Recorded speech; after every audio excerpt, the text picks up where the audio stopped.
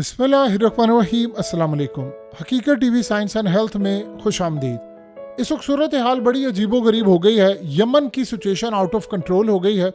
Yemen ने फैसला किया है कि उन्होंने इसराइल पर वो मिसाइल मारने हैं जो ईरान ने हमले के वक्त मारे थे, और इस वक्त वो मिसाइल मारेंगे जिससे इसराइल का डिफेंस सिस्टम किसी सूरत नहीं रोक पाएगा। देखिए, सूरत हाल पैदा हुई तो आप ये ज़हन में रखिएगा, ईरान ने तो फिर शायद थोड़ा लचक का मुजाहरा किया। ईरान ने देखा अच्छा हम हमला करेंगे नहीं करेंगे। यमन ने किसी की नहीं सुननी। वो तो ना अमेरिका को देखते हैं ना वो इसराइल को देखते हैं। आप अंदाज़ा करें ना कि अमेरिका ने, ट्रम्प ने धमकी दी कि अगर हिम्मत है तो अब तुम हमला करके दिखाओ। अगलों ने 4 हमले कर दिए उसके बाद, और इसराइल पर भी हमला कर दिया और दोबारा हमला करने जा रहे। स्ट्रेटजी क्या हुई है अब इसराइल की? इसराइल ने इस वक्त नेतन्याहू ने अमेरिका में राब्ता किया। आपको पता है व्हाइट हाउस से पहले भी इन्होंने राब्ता किया। व्हाइट हाउस ने कहा हमसे राब्ता करके हमले की मंजूरी ली। अब राब्ता हुआ ये है कि इसराइल ये चाह रहा है कि अमेरिका के तैयारे और इसराइल के तैयारे मिलकर जाकर यमन पर हमला करें, और ख़ास तौर पर अब स्ट्रेटजी ये अपनाई गई है कि यमन की किसी लीडरशिप को टारगेट करें। अभी तक जो सूरत हाल सामने आ रही है, जितने भी अमेरिका ने हमले किए हैं, जो भी रात की तारीखियों में उनके तैयारे उड़ते हैं, जो एयरक्राफ्ट कैरियर से सब कुछ, वो सारे के सारे टोटली जो हमले हैं वो जाकर या तो आम जगहों पर हैं, मासूमों को, सिविलियंस को, या किसी को मारे गए हैं। लेकिन इस सारी सूरत हाल के अंदर जो मामला है वो काफ़ी हद तक ख़राब हैं। अब स्नैरियो यहाँ पर ये बिल्डअप होने के लिए जा रहा है कि इसराइल इस वक्त इस पोजीशन में आ चुका है कि वो ये चाह रहे हैं कि हम यमन के साथ मिलकर इन पर अटैक करें, इन पर हमला करें। यानी अमेरिका के तैयारे और यमन के खिलाफ इसराइल के तैयारे मिलकर जाकर वहाँ पर हमला करें। अब जाहिर सी बात है जब ये सूरत हाल होगी, देखिए अब जो लड़ाई होने जा रही है वो अब रिवर्स नहीं होना इसका। अगर कोई ये बात समझ रहा है कि ये जंग यहाँ पर ख़त्म होने जा रही है या ये यमन को कहा जाएगा वो रुचा, कि नहीं, ये बात समझे जरा। आज इसराइल ने क्या कहा है? उन्होंने कहा है कि हम गजा को एनेक्स करने जा रहे हैं। इसका क्या मतलब है? गजा को इसराइल का हिस्सा बनाने के लिए जा रहे हैं। और साथ उन्होंने उसकी प्ली क्या ली है कि जी कोई भी कैदी जो मारा गया हमारा, या कोई भी हमारे साथ जो सूरत हाल पैदा हुई कैदियों के हवाले से, तो हम गजा को एनेक्स कर लेंगे। अब आप इमेजिन कर लें कि उन्होंने दलील क्या दी है। कितने लोग इन्होंने खुद मारे हैं, मार भी सकते हैं। ये गजा को कह रहे हैं कि अब हम शामिल करने जा रहे हैं। ओपनली आज ऐलान किया। पहले ये कहा था गजा के लोग चले जाएं, यहाँ कंस्ट्रक्शन होगी और उसके बाद ही मामला होगा। अब वो धड़ाधड़ उन्होंने 2 दिनों में 1000 बंदा मार दिया और ये कह रहे हैं कि गजा को हमने शामिल करना है। सीधी बात आ गई मुंह पर। डे फर्स्ट से प्लान ही यही था। अब यहाँ जो सिनेरियो समझ लें कि गजा को आप एनेक्स करेंगे, ये लाइफ टाइम जंग है अब। यानी आप ये समझ लें कि ये जंग, अब कोई समझ रहा है 1 महीने बाद खत्म हो जाएगी, 2 बाद, ये लाइफ टाइम जंग है। और हो सकता है कि ये अगले 100 साल भी जारी रहे, क्योंकि जंग नहीं खत्म होने वाली। यमन ने कहा है कि हमने आखिरी दम तक लड़ना है, जब तक हमारे पास आखिरी गोली है। तो गजा गया अगर हाथ से, तो ये तो जाहिर सी बात है इसराइल ने तो वापस नहीं देना, और अगले 100 साल भी उन्होंने जंग करनी है तो वो करेंगे। अब ये तो कभी नहीं हो सकता। यमन का स्टैंड क्या? उनका स्टैंड ये है कि गजा वापस करे, छोड़े। अभी तो उन्होंने कहा ना जंग बंदी करे। जब गजा वो ले लेंगे, लेना शुरू करेंगे, तो फिर क्या होगा कि गजा छोड़ कर जाए, लोगों को वापस बुलाए। तो इसराइल की जो आदत है कि वो तो दुनिया में कोई ज़मीन इंच भी ले ले तो वापस नहीं करता, ऊपर से वो मिलकर अमेरिका के साथ हमला करने जा रहे। नेक्स्ट स्ट्रेटजी आप ये समझ ले क्या है। नेक्स्ट मामला ये होगा कि अब यमन के पास जो मिसाइल आ गए हैं वो वाले मिसाइल हैं जो ईरान ने पहले हमला किया था, और वो सीधा जाकर उन्होंने इसराइल को हिट किया था, और इसराइल इस हमले में बच नहीं पाया था। यानी आप ये सोच लें कि इसराइल का डिफेंस सिस्टम फेल हो गया था। अगर यमन के पास ये मिसाइल अब आ जाते हैं, जो कि आ चुके हैं, तो उन्होंने फिर हमला जो करना है वो आप उसका अंदाज़ा भी नहीं लगा सकते, क्योंकि इसके बाद अब अगला हमला जो है वो ईरान पर होने के लिए जा रहा है। और ईरान ने अगर अपने आप को बचाना है तो उनको जाहिर सी बात है यमन को तगड़ा करना पड़ेगा, क्योंकि अगर यमन हमले के अंदर इतना आगे चला गया तो फिर अमेरिका रिलक्टेंट होगा। इसकी एक मिसाल ले लें। अमेरिका ने कहा अपने साफियों के जरिए कि हम लगातार 4 हफ्ते तक हमला करेंगे, डेली, एक दिन में 2-2, 3-3 दफ़ा यमन पर। 2 दफ़ा हमला किया, यमन ने 3 दफ़ा हमला किया, यमन ने 4थी दफ़ा हमला कर दिया, अमेरिका हमला नहीं कर पाया। जबकि यमन ने कहा कि हमला करने के लिए जा रहे थे, हमने पहल कर दी तो हमने हमला नाकाम बनाया। तो अभी तक अगर हम रेशो देखें तो 4 हमले यमन के हैं, 2 हमले अमेरिका के हैं, 2 हमले अमेरिका की जानिब से और 4 हमले यमन की जानिब से। तो रेशो अगर हम देखें तो इस वक्त यमन भारी पोजीशन है और उसने पोजीशन अपनी होल्ड करके रखी है।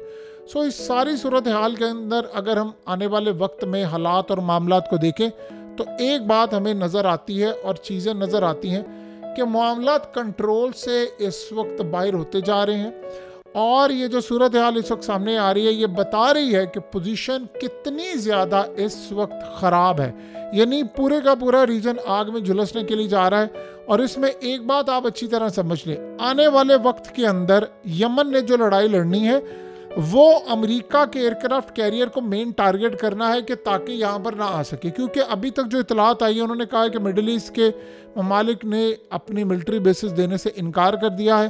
तो यहाँ जो सिचुएशन अब होने वाली है वो बड़ी ख़तरनाक है और यहाँ पर इजराइल के ऊपर ही हमला करने जा रहे हैं। इसराइल ने पोजीशन ले ली है वो गज़ा के ऊपर। अब गालिबन उन्होंने कहा है कि अभी तो हमने आगाज़ किया, हमने ऐसी बमबारी करनी है जो आज से पहले नहीं की हो। मिसाल के तौर पर उनका प्लान ये है कि हमने अब इजराइल के जो टैंक्स गज़ा में दाखिल हो रहे हैं, दोबारा इनके टैंक्स अब दाखिल होना शुरू हो गए, उनको किस तरह टारगेट करना है। देखिए इस सारी सूरत हाल में यमन से ज़्यादा जो इफ़ेक्टिव मामला हो सकता है वो हो सकता है हिजबुल्लाह की जानिब या लेबनान जो जंग छेड़ेगा। अगर वहाँ से उन्होंने हमला शुरू कर दिया तो फिर इसराइल के लिए सर्वाइव करना मुश्किल होगा, क्योंकि देखिए यमन से मिसाइल आते हैं, इसमें कोई दो राय नहीं, वो हिट करते हैं, वो कुछ इंटरसेप्ट भी होते हैं। या तो जो मिसाइल ईरान के पास है वो मिसाइल फौरी तौर पर यमन को मिल जाए और वो बदले में पूरे के पूरे इसराइल के कई शहरों को यानी शबरात का सीज़न बना दे। लेकिन अगर इस सारी सूरत हाल में जो लड़ाई लड़नी है और वो जाहिर सी बात है फिर हिजबुल्लाह की जानिब, वो मामला ख़राब है। इसराइल ने अभी तक आप ये देखिए गज़ा के मामले पर हिजबुल्लाह और इन तमाम के साथ यानी मामला अपने रखे हैं। उन्होंने जॉर्डन के ऊपर भी आना है, उन्होंने लिबनान पर भी आना है, लेकिन वो चाह रहे हैं कि इस दफ़ा हम इस लड़ाई को ना शुरू करें, ख़ास तौर पर हिजबुल्लाह के साथ। देखिए लास्ट टाइम हसन नसरुल्लाह का ऑर्डर था, तो जो लड़ाई शुरू हुई थी वो असल में लिबनान के अंदर उन्होंने हुक्म जारी किया था, तो उन्होंने हिट करना शुरू किया था। ये दो सिनेरियो है। सो इस सूरत हाल के अंदर मामला काफ़ी हद तक ख़राब चले आ रहे हैं, चीज़ें काफ़ी हद तक ख़राब हैं। हिजबुल्लाह किस लेवल पर जाकर, देखिए पहले जो हुआ था वो गज़ा में लड़ाई हुई थी तो हिजबुल्लाह ने खुद हमले शुरू कर दिए थे। क्या इस दफ़ा हसन नसरुल्लाह के बगैर वो ये काम करेंगे या वो ये देखेंगे कि ठीक है हमारा भी काफ़ी नुकसान हो चुका, हमने चीज़ें देखनी है। क्योंकि हिजबुल्लाह पर हमला नहीं किया था, लिबनान पर हमला नहीं किया था, लड़ाई सिर्फ इजराइल की थी, यानी आप समझ लें हमास के साथ, तो इन्होंने पार्टिसिपेट किया, फिर उसमें यमन भी कूद पड़ा। तो अब आप ये सोचें कि जंग यमन पर इस वक्त मुसल्लत हो चुकी है और इजराइल ने प्लान ये किया है कि गज़ा को नेक्स्ट करें। गज़ा को आप करेंगे तो फिर वो हमले शुरू हो जाएंगे। अगला इसराइल ने प्लान इससे भी ज़्यादा खतरनाक किया, वो है इराक पर ही हमला करने के लिए जा रहे हैं, शाम पर भी हमला करने जा रहे हैं। और प्लान बड़ा अजीबोगरीब, और डोनाल्ड ट्रंप ने इस दफ़ा जो आप ये सोचें कि टर्न लिया है उसने सबको सरप्राइज़ कर दिया, सबको हैरान कर दिया है। देखिए अगर अमेरिका करेगा मदद इजराइल की तो फिर जाहिर सी बात है रूस ओपनली मदद करेगा ईरान की। यानी ये कैसे मुमकिन है कि आज आप देखें पुतिन की और डोनाल्ड ट्रंप की 2.5 घंटे की जो फ़ोन पर बातचीत है, आप इमेजिन करें 2.5 घंटे में इंसान कितनी बात कर सकता है, कितना कुछ कह सकता है। 2.5 घंटे की अगर बातचीत है तो 2.5 घंटे की बातचीत में उन्होंने फैसला किया है कि हम इजराइल के साथ खड़े हैं तो ये यहाँ पर करेंगे, यानी आप दोस्ती करें आपस में अमेरिका और रूस। ये कैसे हो सकता है कि फिर अमेरिका इजराइल की मदद करे और रूस ईरान की मदद ना करे, वो यमन की मदद ना करे, वो हिजबुल्लाह या हमास की मदद ना करे। और उसके बाद इसराइल का प्लान है इराक पर, ये 4-5 जगह वो हमला करने जा रहा है, इराक, शाम, जॉर्डन, मिस्र और उसके बाद गज़ा और यमन।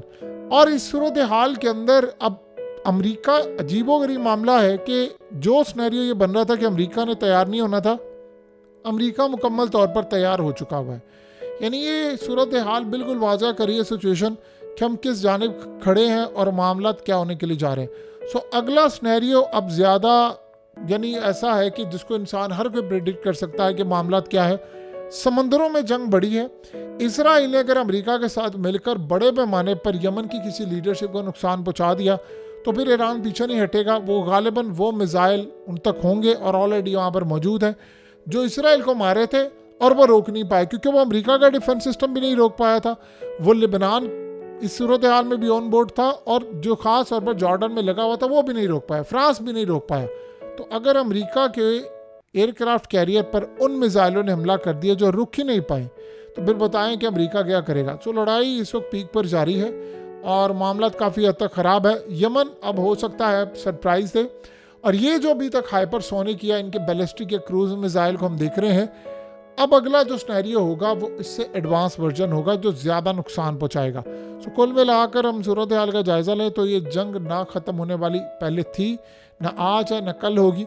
और ये चीज़ें बता रही हैं, इंडिकेट कर रही हैं कि हालात इस वक्त मुकम्मल तौर पर कंट्रोल से बाहर है और शायद ही कोई इसको अब मैनेज कर सके। हकीकत टीवी साइंस एंड हेल्थ की इस वीडियो के नीचे कमेंट ज़रूर कीजिए, अपनी राय का इजहार ज़रूर करें और इस वीडियो को हर जगह शेयर करते हुए चैनल को सब्सक्राइब ज़रूर करें।